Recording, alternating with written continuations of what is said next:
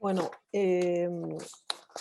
Juan Manuel Rocha es licenciado en restauración de bienes culturales, lleva ya unos cuantos años, ¿no?, trabajando en la ENCRIM del INA y bueno, ha participado en numerosísimos proyectos de intervención, hizo el curso de ICROM sobre conservación de piedra hace ya algunos años y lleva nada menos que 16 años impartiendo eh, materias de teoría de la restauración, iconografía cristiana y estética, nada menos, tanto a nivel de licenciatura como de maestría.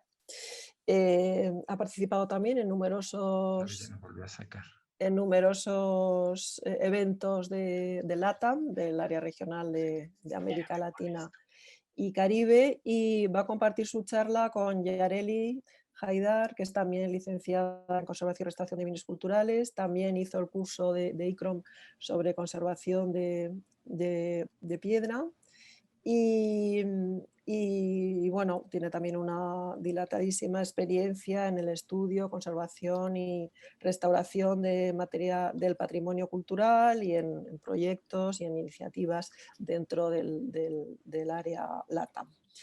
Y bueno, con ellos dos les dejo y vamos a escuchar su seguro interesantísima charla. Entonces, bueno, queremos hacer algunas aclaraciones previas. Una de ellas es la diferencia entre recubrimiento pétreo y acabado arquitectónico, ¿no? Básicamente un recubrimiento pétreo es, pues finalmente la última capa que queda como una interfase, que puede ser inclusive de una estructura arqueológica, donde, bueno, se hace una excavación y se encuentra una estructura, ¿no?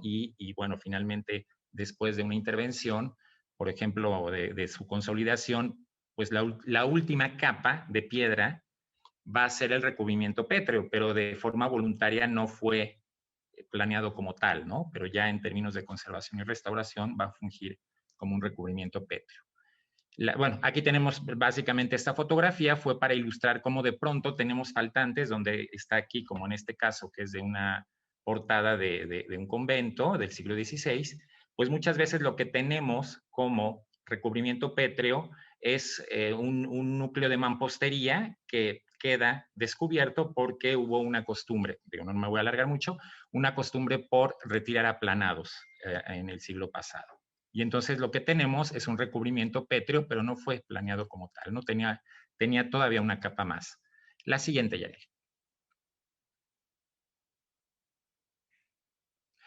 Bueno, lo que tenemos también, a diferencia del anterior, son acabados arquitectónicos que cuando nosotros aquí pensamos en un acabado arquitectónico, es realmente en lo que pensó el constructor que se iba a ver y que iba a ser perceptible por parte del espectador, ¿no?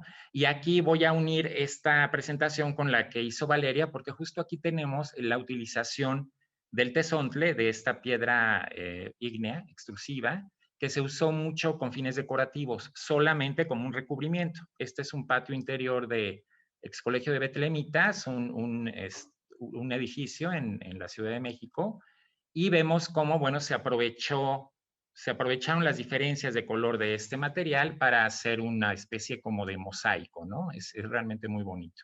Y básicamente el acabado arquitectónico tiene la intención por parte del constructor de ser un acabado y de que sea percibido como la última fase del edificio.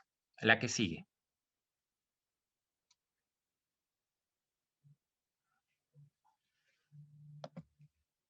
Ok. Aquí nos interesa colocar como en la mesa un poco la naturaleza como bien cultural de los acabados arquitectónicos. Nos parece pertinente mencionar que son análogos a lo que consideramos en México. Esto no está, digamos, así en otros países, no sé, en España, ¿qué opinarán ustedes? Pero lo consideramos como un bien inmueble asociado, es decir, es un tipo de bien que está íntimamente ligado, en este caso a una estructura eh, edilicia, pero puede ser movible, ¿no? Puede ser de pronto sustituible inclusive. Entonces, bueno, pues tenemos retablos, tenemos la pintura mural, tenemos aquí el caso de los mármoles de Elgin que se llevaron a Londres, ¿no? Que, bueno, de alguna manera fueron hechos como un bien inamovible y sin embargo, pues ahora ya es una pieza de museo y desde luego los mosaicos, ¿no? Básicamente esto es como quisimos comentar el estatuto que tienen los acabados arquitectónicos. La que sigue.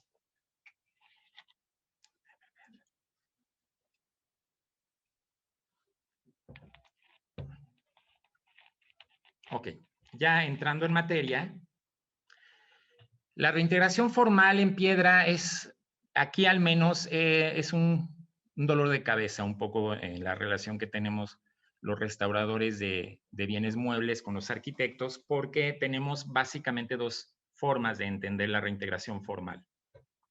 Una es a un nivel más estructural, en donde se sustituye una pieza de piedra por un material análogo, es decir, también de piedra. Generalmente se busca, desde luego, que sea lo más parecida en cuanto a naturaleza. Y pues se sustituye, o sea, se sustituye un sillar, se sustituye una columna, o en este caso tenemos una sustitución de un fragmento de la parte superior de la fachada de un museo aquí en la Ciudad de México, el Museo Nacional de las Culturas. Y la otra, que es más, digamos, nos toca más en nuestro ámbito, a los restauradores de bienes muebles, que es propiamente la reintegración formal estética, o sea, donde no vamos a sustituir a lo mejor la materialidad, o sea, la piedra, pero sí vamos a recrear la forma de una manera mucho más estética, ¿no? Como vemos del lado derecho, en donde, bueno, a través de pastas de resane o pueden ser mezclas con la misma piedra, pero es algo que tiene que ver más con recrear perdón, la percepción original del espacio. La que sigue. Bueno, ok. Entonces ya, reintegración formal estética es, bueno, la reintegración es un término que surge de volver a integrar o volver a traer una forma perdida, ¿no? Y esta idea obviamente está sustentada en la noción de percepción estética tomada de la tradición filosófica europea. Es decir, a través de la forma o de las formas percibimos el mundo.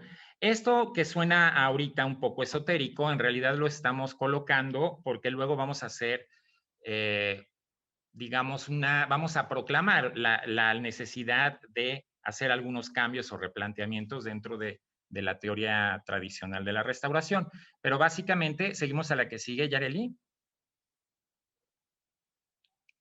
¿No? Lo que queremos expresar es cómo en la tradición, perdón, en la teoría tradicional de la restauración, se tuvo durante todo el siglo XIX, ya no vamos a hacer historia de esto porque en nuestro primer ponente ya habló de esto en algo muy interesante, pero básicamente va a conformar la historia de la filosofía, particularmente de la estética en Europa, ¿no? Tenemos la filosofía griega y latina, luego Kant, luego el neocantismo, luego el formalismo, que es básicamente de la corriente donde van a surgir los teóricos de la restauración, y quizá la última, ¿no? Que ya fue entrando el siglo XIX, la fenomenología. Y básicamente es lo que he dicho desde el principio, que conocemos al mundo de acuerdo a las formas. O sea, sabemos que algo es un árbol porque parece árbol, aunque parezca como una cosa muy simple y muy banal, pero pues básicamente es esta creencia, ¿no? La que sigue.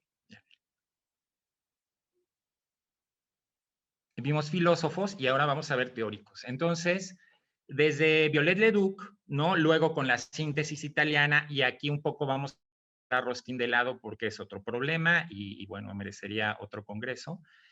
La Carta de Atenas, que es un poco la conjunción de todo lo que se hizo en el siglo XIX, y desde luego con Brandy, que es más como de nuestra cancha, o sea, de los restauradores de bienes muebles. Pero básicamente lo que hay aquí es que la forma en que vamos a traer bienes culturales del pasado es recreando justo lo que falta en esa forma, ¿no? Entonces aquí tenemos un castillo, bueno, que es un caso famosísimo allá en Europa, en Francia, donde Viollet-le-Duc lo que hace es restaurar una, entre comillas, ruina que se tenía de este castillo en Pierrefonds, perdonen la mala pronunciación, pero bueno, lo que hace él es que recrea la forma, ¿no? Vemos claramente las torres como son creadas, y por ejemplo, dicen, se inventa los techos. ¿Por qué se los inventa? Porque no había no había realmente un dato que dijera que los techos van a ser así, pero él lo que hace es justamente creer que como armoniza formalmente con todo el conjunto, entonces crea estos techos que, pues francamente o perceptualmente no se ven mal. De alguna manera van a quedar en todo el conjunto, pero no se tenía el dato de que fueran así exactamente, ¿no? Y esto va a llegar hasta Brandy y hasta aquí, digamos, es la teoría de la restauración tradicional, que es la que va a ser la base para que se vayan creando pues diversos criterios de intervención. La siguiente. Bueno, aquí más o menos estamos ilustrando como cuál es el mecanismo del establecimiento de criterios de intervención. Entonces, tenemos básicamente la historia de la conservación y restauración de bienes culturales, es decir, cómo una gran cantidad de teorías van a obedecer a diferentes contextos históricos, ¿no? Luego, la teoría de la restauración propiamente, que es básicamente lo que se hace de la segunda mitad a la fecha, lo que se hace con Brandy, con Philippot, que van a escribir textos ya concretamente como una teoría de la restauración o una filosofía de la restauración, desde luego los documentos normativos que paralelamente van a estar recorriendo pues toda esta historia y las situaciones del contexto político, social y cultural, y lo ponemos en un color distinto porque vamos a ver cómo esto tiene que replantearse justo para el establecimiento de nuevos criterios o replanteamiento de los criterios tradicionales. La que sigue. Estas cartas las ponemos porque estuvimos revisándolas, bueno, estas ya se han discutido desde hace tiempo, pero realmente lo que hacen es replantear lo que se había hecho en las cartas tradicionales. O sea, hablo de la de Atenas, de la de Venecia, de la de Venecia II y demás. O sea, son muchas cartas que justo en lo que insistían era en la recreación de la forma. Estas no es que no crean, o más bien no creen en lo contrario, sino que van a introducir nuevas cosas para replantear finalmente si tenemos que recrear o no formalmente los objetos, ¿no? Entonces, básicamente es la Carta de Washington, la de Burra, la de Cracovia, que ya hablaron por ahí de ella, la que sigue, que es la de los principios de la Valeta para la salvaguarda y gestión de las poblaciones y áreas urbanas históricas, que justamente en lo que va a insistir, tomando muchas ideas de las anteriores, de estas que están aquí, va a insistir en cómo los contextos van a exigir nuevas medidas y van a exigir un replanteamiento de los criterios tradicionales, ¿no? Como vamos a ver algunos ejemplos posteriormente. La que sigue. Bueno, básicamente en estas cartas nosotros establecimos como estos grandes problemas que hay ya concretamente en la Ciudad de México como un ejemplo. Bueno, es una ciudad gigante, entonces creemos que es como un buen ejemplo de lo que está sucediendo en otras ciudades, ¿no? Básicamente detectamos estas situaciones que van a cambiar, por decirlo así, otra vez la tradicional teoría de la restauración y las cartas y los criterios que se han establecido con base en esto, ¿no? Entonces tenemos desde luego el aumento de la población, la presencia de diversos grupos humanos, ¿no? Con muy diversos intereses, una cosa que se llama panpatrimonialización, que es que de pronto ya también hay una efervescencia de que todo es patrimonio, ¿no? Bueno, lo tangible, lo intangible, las costumbres, los rituales, no sé, ciertos tipos de venta de productos, no sé, o sea, todo aquí se convierte ya en patrimonio cultural, entonces ya la cantidad del que tiene que ser atendido, pues es inconmensurable, ¿no? También es un problema. La paradoja del turismo masivo, es decir, ciertas zonas o ciertos edificios se convierten en entidades muy atractivas para pues, la gente tanto local como del extranjero, entonces se van encareciendo, ¿no? Y de pronto ya por lo cual eran atractivas, desaparece. Entonces, si se fijan, pues es una enorme paradoja, ¿no? Y es algo en lo que se ha caído en muchas ciudades. El consumo masivo, o sea, como de pronto también se venden estampitas, se venden souvenirs y demás, pero nada de esto impacta en la conservación de los bienes, ¿no? Es también un problema que está en estos documentos.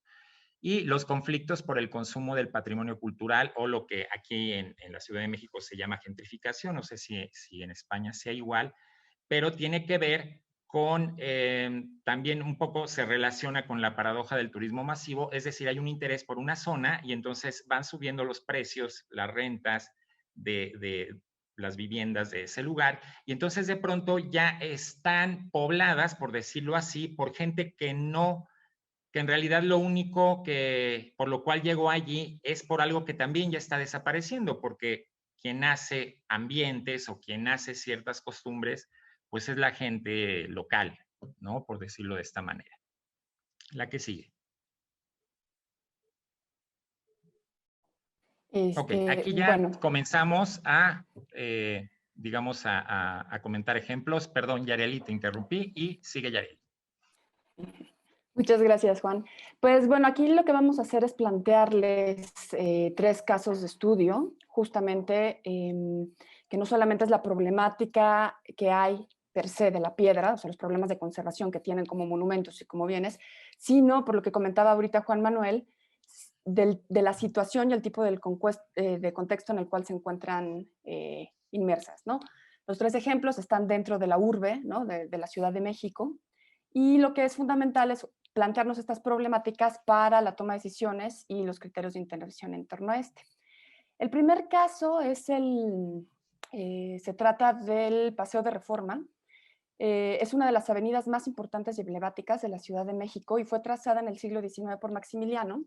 Tiene una extensión o un largo de 14.7 kilómetros, entonces es bastante extensa.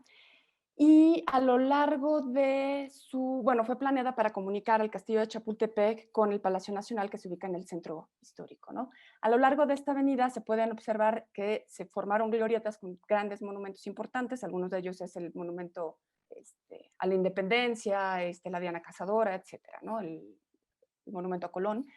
Y a lo largo de estas vías, o sea, en este transcurso, hay una serie de monumentos de menores dimensiones que son pedestales con esculturas de personajes históricos importantes para México. El centro, justamente, este es un centro como muy importante en el cual se llevan distintas actividades, desde culturales, hacen conciertos, actividades cívicas, pero justamente al comunicar al centro histórico, Palacio Nacional, donde llegan al Zócalo de la Ciudad de México, que es una plaza bastante donde se hacen manifestaciones, se ha utilizado o ha sido un espacio recurrente para hacer, es el paso de manifestaciones, ¿no? En esta imagen se puede ver una vista aérea a la izquierda de Reforma, y del lado derecho, pues en alguna de estos eventos o manifestaciones, la cantidad de gente que se llega a acumular a lo largo de toda esta avenida. Se tienen ubicadas alrededor de 7 manifestaciones multitudinarias que se efectúan cada año, al menos, ¿no? De las que son como al menos recurrentes. Entonces, nosotros nos vamos a enfocar a estos pequeños monumentos, a estos pedestales que contienen ciertas esculturas, que independientemente, como se pueden ver aquí, los daños que tiene la piedra, que puede ser exfoliación, la presencia de costra negra, digo, al estar ubicadas en esta grande avenida, ¿no? Como bien lo mencionaba Ana, son susceptibles a depósito de suciedad, contaminantes, etcétera, ¿no? Si llega a pasar al pasar ¿no? Al ser el espacio por el cual pasan estas manifestaciones, pues tienen diversas afectaciones de otro género, que pueden ser desde el mismo contacto que tiene la gente sobre ellos, golpes intencionales que pueden llegar a tener, esto es algún ejemplo, ¿no? De martillazos, etcétera. Y como ya también han mencionado, pues la presencia de escrituras, símbolos, pintas, etcétera, ¿no? O grafitis. las superficies de estos bienes.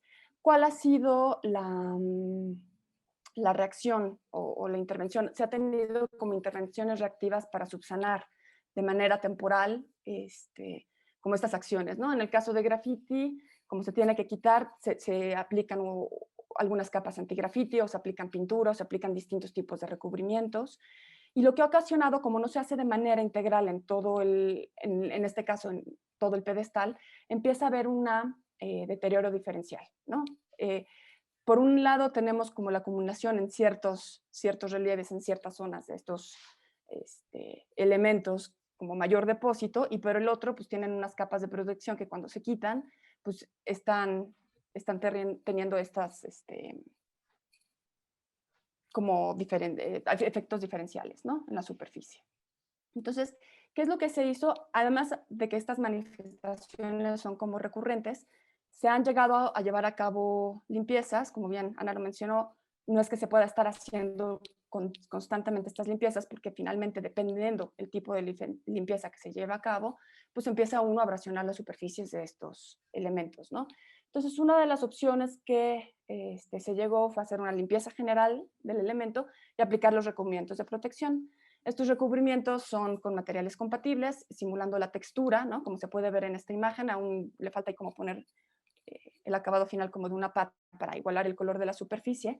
Sin embargo, ¿cuál es el problema? Tenemos más de 100 elementos a lo largo de esta avenida, de distintos tipos, pero al menos de estos pedestales, y cuando uno ya va en el tercero, ya grafitearon o ya alteraron los primeros que estuvieron intervenidos. Entonces, planteamos como esta problemática porque no es que uno pueda estar interviniendo, no se tienen los recursos, qué tipo de intervención, qué tipo de recubrimiento se pueden hacer. Conservación preventiva, medidas podemos aplicar muchas, pero cuando son estas cosas masivas que utilizan como esta vía, pues es una de las problemáticas y otra de las cosas que nos tenemos que plantear, desde el tipo de materiales que se utilizarían para un recubrimiento. El poner rejas, evidentemente ya se vio, ¿no? O poner bloqueos en estos elementos se han intentado y no ha funcionado, pero bueno, esta es una como de las problemáticas que les queríamos plantear. El segundo caso de estudio es el Museo Nacional de las Culturas, que se ubica también en el centro de la Ciudad de México.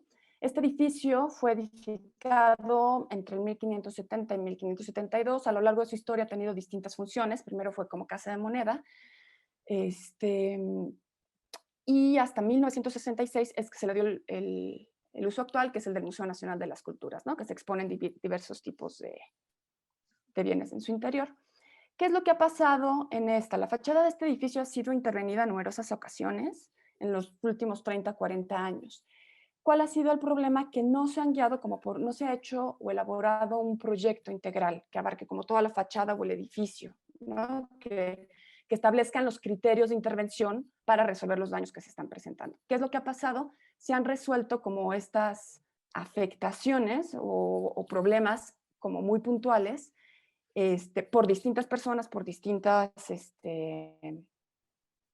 como coordinaciones o instancias, y se han aplicado criterios de manera distinta.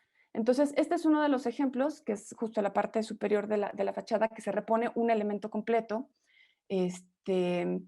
sin atender como otra problemática, ¿no? O sea, tenemos aquí la presencia del material disgregado, tenemos cierto relieve, y entonces lo que hacen es reponer todo el elemento, o sea, quitando lo que era el original y sustituyéndolo. Ahora, ¿qué tan necesario es llegar a este nivel de detalle cuando estamos hablando de que la fachada tiene como, no sé, 8 metros o algo de altura, que la percepción del espectador es a nivel de suelo, ¿no? Entonces, son estos criterios que se tienen que ir estableciendo para la lectura integral de un edificio. Lo que uno de los resultados es que se empiezan a ver como cosas parchadas, ¿no?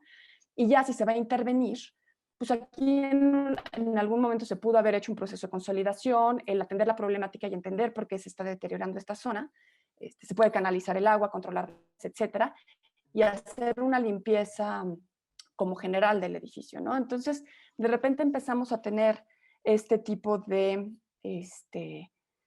intervenciones, lo cual es fundamental hacer como un trabajo interdisciplinario. Lo que ha sucedido, y lo comentaba un poco Juan Manuel, es que luego hay bueno, creo que está mejorando, pero la comunicación entre instancias del área de arquitectura con el área de restauración luego trabajamos de manera separada, entendemos cosas distintas por ciertos procesos de intervención, por lo cual es fundamental lo que comentaba Ana, ¿no? De homogenizar tanto la terminología y que la tengan como ambas disciplinas, ¿no?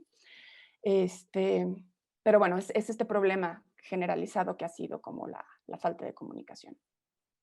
Y luego el tercer caso, tenemos el templo de San Hipólito y Casiano, que actualmente es conocido como la iglesia de San Judas Tadeo, ahorita les voy a explicar por qué. Se ubica también en el centro de la Ciudad de México y se ha convertido en un centro de peregrinación, para los católicos. Este templo se edificó el 13 de agosto de 1521, que es el Día del Santo, justamente de San Hipólito, por eso es su nombre, y fue un espacio que se utilizó a lo largo de la historia por criollos españoles y fue como muy importante, ¿no? Representando como la época de la conquista. Este templo, después de la independencia, cambia de advocación y hasta hoy en día se conoce como el Templo de San Judas Tadeo. San Judas Tadeo es el santo de los casos perdidos y entonces es un santo muy importante en la Ciudad de México, que el 28 de octubre acuden cientos de personas, como se puede ver en la imagen, que incluso ahora con COVID y todo fue uno de los problemas porque hubo presencia masiva, ¿no? En este espacio. Y el 28 de cada mes también se van llegando. Este es el elemento que nos interesa. Esta es una... conformaba la esquina de la barda atrial del convento. Y lo que tenemos aquí representado es un relieve en piedra que representa como una de las señales que se le dio a Moctezuma de que iba a acabar su poderío, ¿no?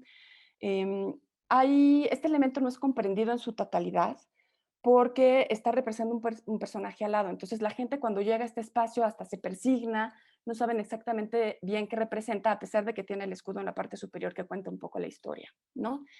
Entonces, este es como un detalle, el deterioro que tiene como este elemento, o sea, uno es un elemento como muy importante a nivel iconográfico, histórico. Dos, al estar ubicado justo como en lo que era el atrio de este espacio, es donde cuelgan y ponen los puestos ambulantes, sirve de baño público y pueden ver el alto grado de deterioro, ha tenido múltiples intervenciones. Entonces, pues el punto es decidir qué es lo que se hace con un espacio de este tipo, ¿no? Es un elemento que tiene una significación que no está comprendida, pero sin embargo tiene un uso cada mes, o sea, cada 28 de mes van y hacen ofrecimientos a San Judas Tadeo, etcétera, y el 28 de octubre es cuando culmina como en esta celebración y peregrinaciones, etcétera, ¿no?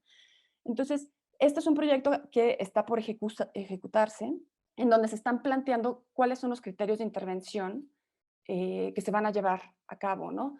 Es evidente que, bueno, lo que quisimos exponer con estos casos es poner sobre la mesa como las distintas problemáticas a las cuales se enfrentan. Son 3 casos como distintos, pero relacionados, que están inmersos en la Ciudad de México y que independientemente de que es evidente que se tienen que implementar acciones de conservación preventiva, la pregunta es cómo, ¿no? Y el nivel de intervención que se le va a dar a cada una de ellas. Y para este tipo de intervenciones, que lo ideal sería hacer un proyecto integral para solucionar como todas las problemáticas, pues también nos enfrentamos a otro problema de recortes de cultura, de fondos, a eso nos referimos, y pues por tiempos, que en muchas ocasiones ahorita con la situación en la que estamos viviendo se está dificultando cada vez más. Pero bueno, les planteamos de manera general y le paso la palabra a Juan.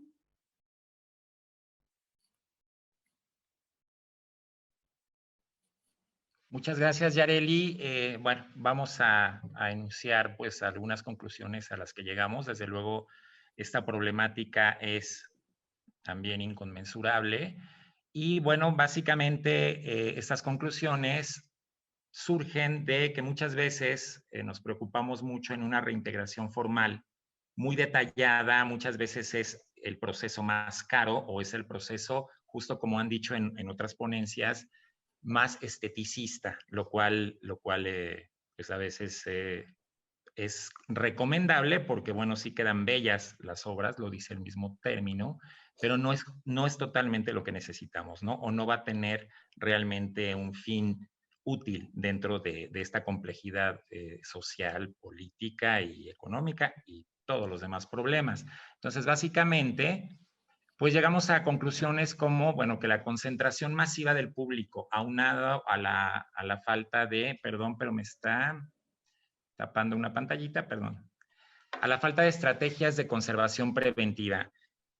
Bueno, esto lo que vimos es que no hay, de pronto no supimos cómo expresar, porque no es precisamente gestión, ¿no? Que también es un término que se lleva por todos lados, pero realmente cómo vamos a optimizar el poder ordenar una cantidad tan grande de público, ¿no? El caso concreto sería el último, ¿no? O sea, de pronto como tú le dices a fieles que llegan cada día 28 y sobre todo el 28 de octubre que llegan de todo el país, ¿cómo les dices que no tengan una relación, en este caso, con un relieve de piedra? O sea, que no lo, básicamente que no lo toquen, que no hagan cosas sobre él, ¿no?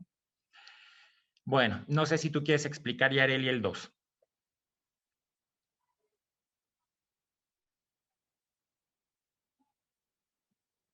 Perdón, había Ok. desconectado el micrófono. Sí, justamente volvemos a lo mismo, que históricamente se han llevado distintas intervenciones curativas. Lamentablemente, en ocasiones no se aplican ningún tipo de criterio o no son homogéneas en los mismos edificios, ¿no? Justamente esto pasa cuando entran distintas empresas, o quien va tomando las decisiones en general no están siendo como por la misma persona o instancia. Y entonces esto tiene justamente afectaciones tanto en la estabilidad de los materiales, porque el uso de criterios no solamente en la manera de intervención a nivel estético y de estabilidad, sino del uso de materiales que se están seleccionando para ello, ¿no? El 3, que es la falta de proyectos integrales, muchas veces esto se produce, por un lado, por causas tan dramáticas como el primer caso, ¿no? El de Reforma, esta avenida que desde luego fue proyectada como un paseo, de hecho así se conoce, como un paseo, porque tiene monumentos y tenía bueno, unas casas hermosas, entonces se supone que era para caminar y tener como una, digamos, delectación estética, y pues ya no es la misma función, o sea, ya no se concilia, ahora realmente es una forma de acceder al Zócalo por parte de las marchas, ¿no? O de otro tipo de actividades ya de índole como más política, e inclusive ya en este caso estos pedestales que están, es digamos de los bienes culturales que están sobre esta avenida, estos pedestales son los más accesibles, entonces se convierten como en el foco de esta agresión, ¿no? Entonces ya vemos cómo los criterios de intervención pues tienen que ser completamente replanteados o repensados para ver cómo podemos hacer una intervención exitosa y sobre todo duradera, ¿no? Seguimos con el 4, Yareli. Bueno, lo que se mencionaban, que una de las problemáticas ha sido como la falta de comunicación entre disciplinas y las competencias de acción. De repente parece que nos estamos peleando cuando el fin común que nos interesa es el mismo, ¿no? Es tanto la conservación y estabilidad de estos bienes históricos. Entonces, sí es fundamental lo que les comentaba hace rato, desde homogenizar tanto la terminología para entre cada proceso que estamos llevando a cabo, entendamos lo mismo y lo llevamos a cabo de la misma manera, y sobre todo lo que se menciona aquí es de las competencias de acción, es hasta dónde se interviene el restaurador, hasta dónde interviene el arquitecto u otros especialistas, dependiendo del caso, pero sin que haya esta falta de comunicación, ¿no? O sea, lo que es fundamental es como el trabajo interdisciplinario, que en muchos casos se llegan a hacer, pero no siempre.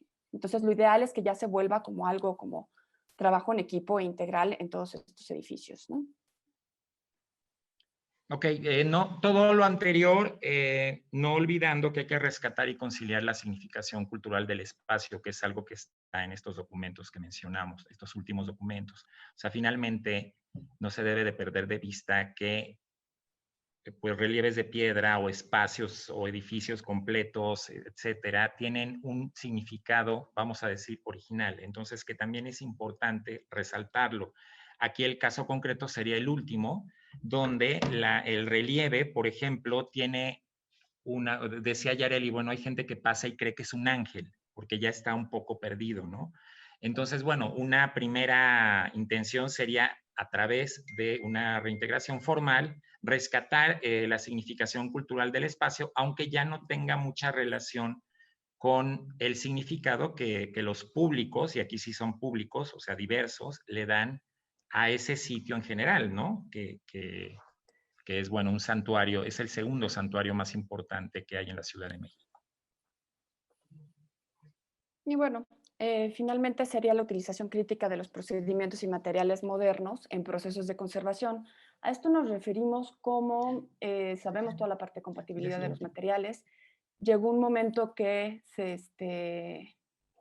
empezó a satanizar como el uso de ciertos productos en conservación por la falta de compatibilidad, pero sí yo creo que es el momento de que nos replanteemos justamente, por ejemplo, en el caso de recubrimientos de sacrificio, qué proporciones, cómo se van a utilizar, si tenemos algunos materiales que sirvan de apoyo cumpliendo con toda esta parte de compatibilidad y obviamente que no genere como mayor deterioro, pero bueno, hacer una evaluación como más profunda del uso de materiales y su aplicación para tener esta gama ampliar como esta gama de opciones y dar como mejores soluciones como para ese tipo de casos, ¿no? Que generalmente si estuvieran bajo otro contexto, pues los criterios se modificarían y fueran como más simples, ¿no? De tomar, pero cuando tienen este tipo de afectaciones como constantes, pues sí nos lleva a considerar como tanto los procedimientos como los materiales emplear, hacer ciertas modificaciones para lograr distintos efectos o mayor durabilidad, ¿no? En estas.